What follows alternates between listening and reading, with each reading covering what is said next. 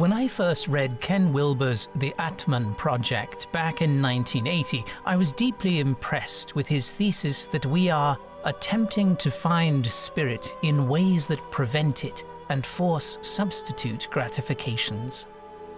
Of course, one could replace spirit with any higher ideal that requires discipline or sacrifice, since the modus operandi is the same. Instead of doing the hard work ourselves, we look for exterior symbols that can do the heavy lifting. Simply put, we are lazy, and we would rather project our desire onto some person or object and let them do the necessary requirements than actually do the deep reflection within our own beings. The glitch in this process, however, is that it ultimately doesn't work. The idealized icon, when closely analyzed, fails to live up to our heightened expectations. Our chosen Buddhas, Christs, Babas, Gurus end up forever disappointing us, since, like the statues we have made of them in the past, they invariably have feet of clay. The largest religion in the world, Christianity, exemplifies Wilber's premise perfectly with its dogma of vicarious atonement, clearly defined by Christian apologetics and research ministry as the teaching that the atonement which states that Christ's death was legal, it satisfied the legal justice of God. Jesus bore the penalty of sin when he died on the cross. His death was a substitution for the believers. In other words, he substituted himself for them upon the cross. Jesus hanged in our place as he bore our sin in his body on the cross. This doctrine has its historical legacy in 1 Peter 24, wherein it is claimed, "He himself bore our sins in his body on the cross, so that we might die to sin and live to righteousness, for by his wounds you were healed."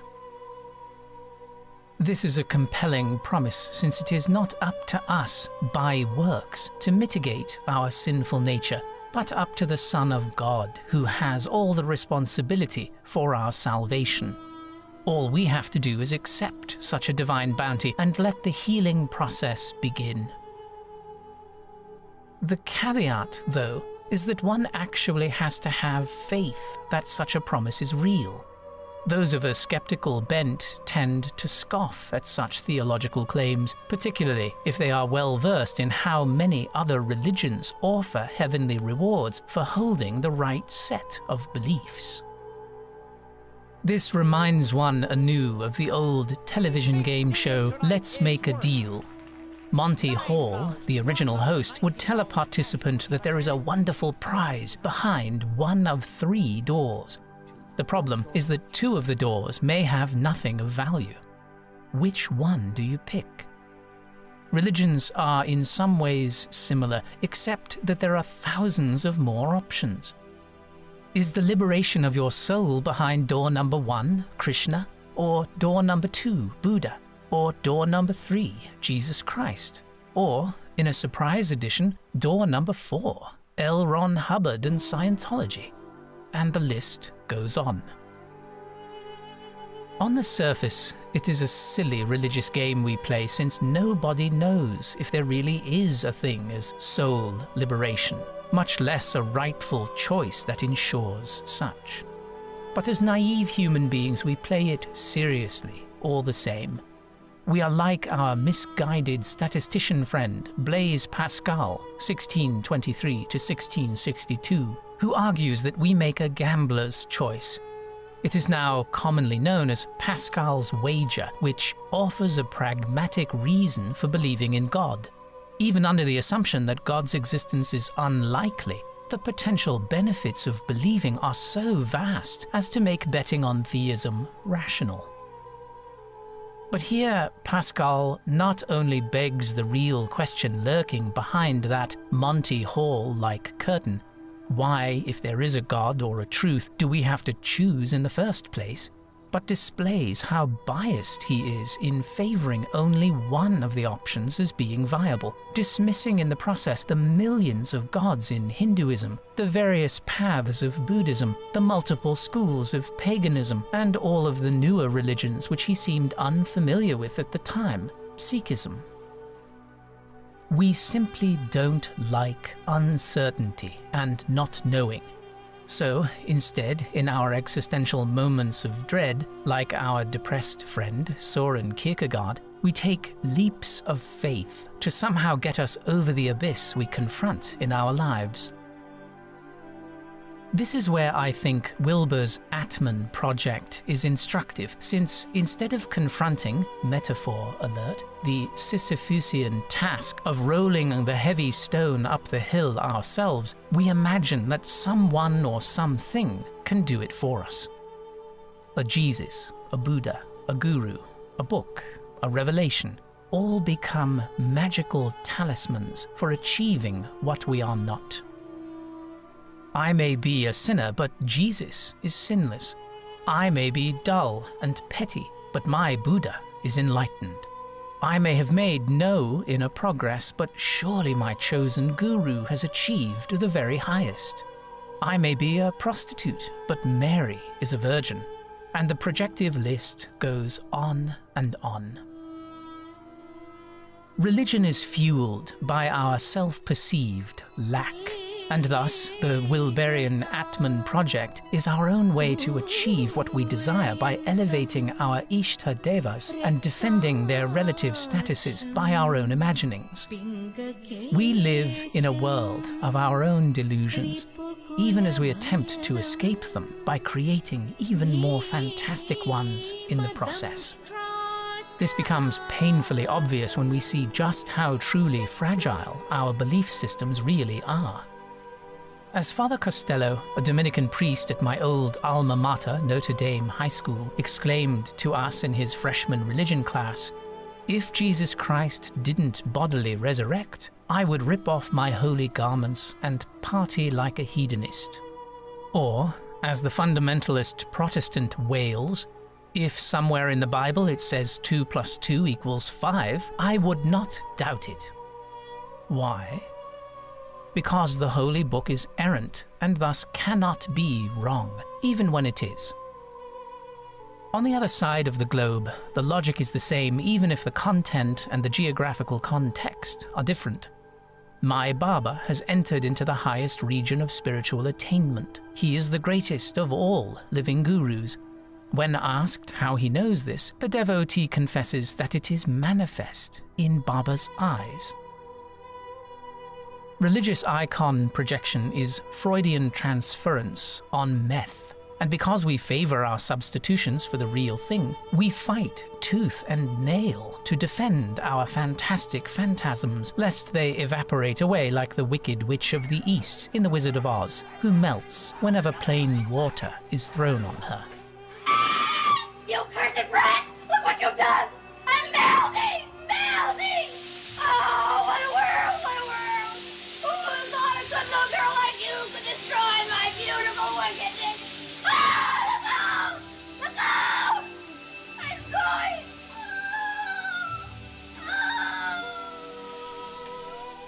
Or, to invoke a 1960s song, Puff the Magic Dragon, whose lyrics, though invoking images from the beautiful island of Kauai, explains poetically the childish nature of our believed-in deities. Puff the magic dragon lived by the sea and frolicked in the autumn mist in a land called Honolulu. Little Jackie Paper loved that rascal Puff and brought him strings and sealing wax and other fancy stuff. Oh, Puff the magic dragon lived by the sea and frolicked in the autumn mist in a land called Honolulu. Puff the magic dragon lived by the sea and frolicked in the autumn mist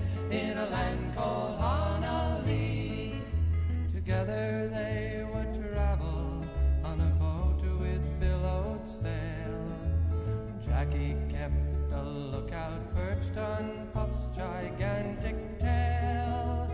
Noble kings and princes would bow whene'er they came. Pirate ships would lower their flags when Puff roared out his name. Oh, Puff, the magic dragon, lived by the sea and frolicked in the autumn mist in a land called Honolulu. Puff, the magic dragon, lived by the sea and frolicked in the autumn mist in a land called Honolulu. A dragon lives forever, but not so little boys. Painted wings and giant's rings make way for other toys. One gray night it happened, Jackie Paper came no more.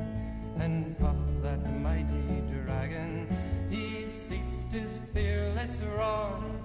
His head was bent in sorrow, green scales fell like rain. Puff no longer went to play along the cherry lane. Without his lifelong friend, Puff could not be brave. So Puff, that mighty dragon, sadly slipped into his cave. Oh, Puff, the magic dragon, lived by the sea and frolicked in the autumn mist in a land called Honolulu. Puff, the magic dragon, lived by the sea and frolicked in the autumn mist in a land called Honolulu.